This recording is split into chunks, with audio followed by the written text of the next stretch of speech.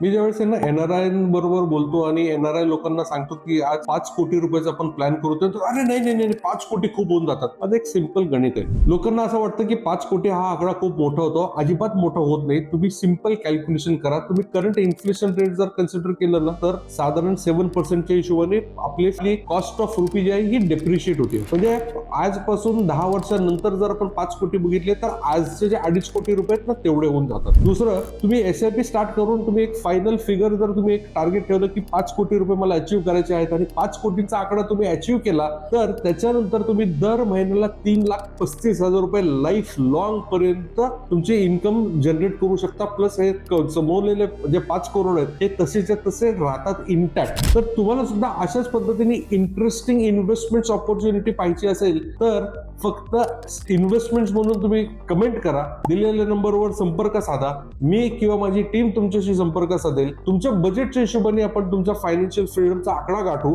आणि त्या हिशोबाने आपण तुमची पुढची वाटचाल स्टार्ट करूया. थँक्यू.